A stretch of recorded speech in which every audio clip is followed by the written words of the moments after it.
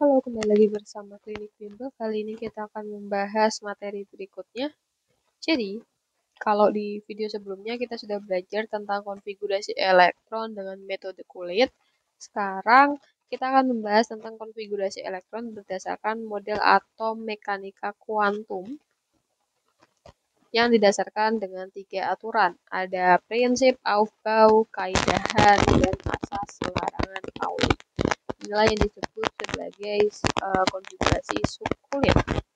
Yang pertama tentang prinsip Aufbau. Jadi di sini dijelaskan bahwa pengisian elektron dalam orbital dimulai dari orbital dengan tingkat energi paling rendah. Setelah pengisian penuh, pengisian berlanjut ke orbital yang tingkat energi satu tingkat lebih tinggi. Oke, di sini contoh ada panah-panah, maka yang pertama kalian konfigurasi itu adalah 1S. Habis itu ke 2S. Lalu habis itu ke 2P dulu, baru ke 3S. Lanjut 3P, baru 4S. Lanjut 3D dulu, 4P sama 5D. Lalu 4D, 5P, 6S. Lalu 4F, 5D, 6P, 7S, 5F, 6D, 7P, 6F, 7D. Itu adalah urutannya. Kemudian kalian kan lihat nih, ada 1S gitu ya. 1S artinya nilai N yaitu 1, sesuai dengan angka yang di depan. Paham? Jadi kalau 3S berarti N-nya 3 atau nomor kulitnya itu 3. Kalau 5S berarti nomor kulitnya itu 5. Kemudian kalau subkulit S itu nilai L-nya 0. Subkulit P nilai L-nya 1. Subkulit D L-nya bernilai 2 dan subkulit F L-nya bernilai 3. Itu juga kalian harus tahu. Lanjut kita ke kaidahan. Kaidahan berbunyi elektron yang berada di suatu orbital akan menempati orbital yang kosong dengan arah rotasi sejajar. Setelah itu, elektron lain yang menempati orbital tersebut dengan arah rotasi yang berlawanan.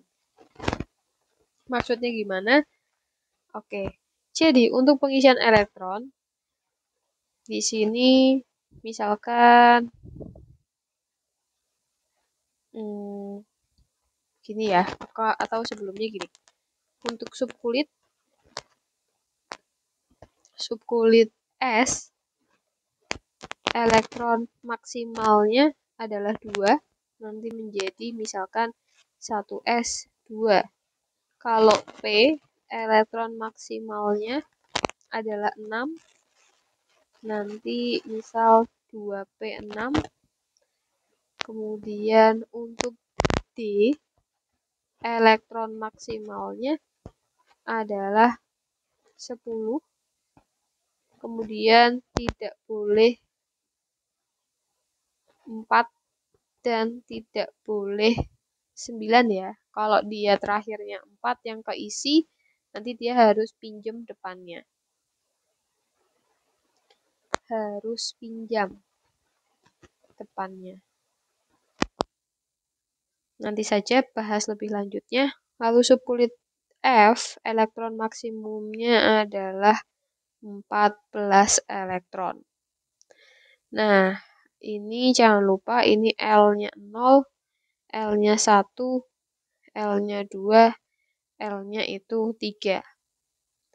Kemudian untuk cara pengisian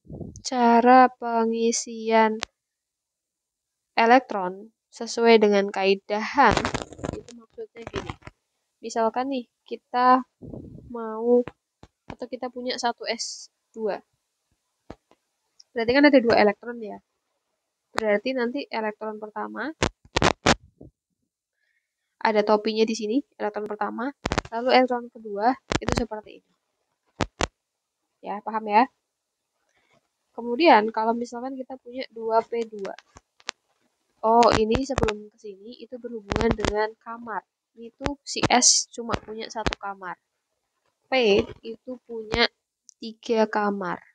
Jadi ketika ada 2 elektron yang mengisi kamar tersebut, nulisnya gini, 1, 2. Jadi bukan 1, 2, kayak gitu, nggak boleh. Jadi diisi dulu, ke atas dulu. Misalkan nih, 2P5. Maka 1, 2, 3, 4, 5. Paham ya? Lalu untuk D, itu ada 5 kamar. Setiap kamar isinya 2 elektron, makanya dia punya maksimalnya 10 elektron. Misalkan di 6. 1, 2, 3, 4, 5, 6. Sedangkan F itu ada 7. 4, 5, 6, 7. Seperti ini. Nah, di sini kaidahan kita bisa lihat yang A, gambar ini itu benar. Yang ini tidak benar. Salahnya di mana? Salahnya di bagian sini. Harusnya seperti ini. Paham ya? Itu adalah penulisan atau pengisian elektron sesuai dengan kaidah H. Selanjutnya tentang asas larangan Pauli.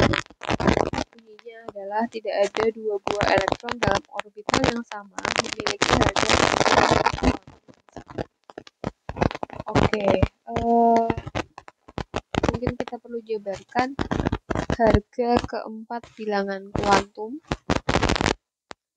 itu nanti kita uraikan dengan M nomor politnya berapa, L-nya berapa, M-nya berapa, dan S-nya itu berapa. Ini adalah harga keempat bilangan kuantum. Nanti kita jabarkan lebih detailnya. Kemudian di sini berdasarkan asas larangan Pauli, jumlah elektron yang menempati sebuah orbital paling banyak 2 elektron dengan arah rotasi berlawanan. Oke,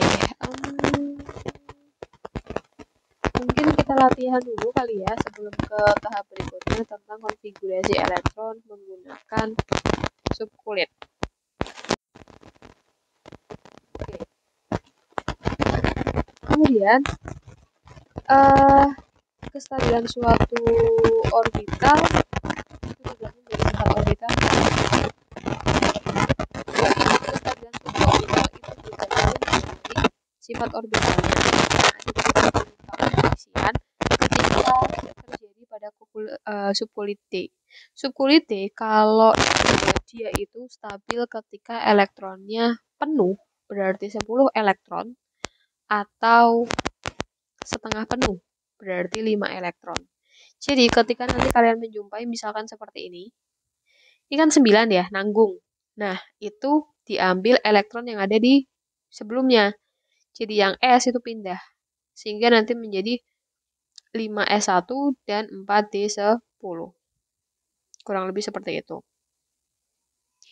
Nah, ini ada atom Cr, MO, dan Ag itu juga sama. Jadi S-nya pindah ke D, sehingga D-nya mencapai kestabilan.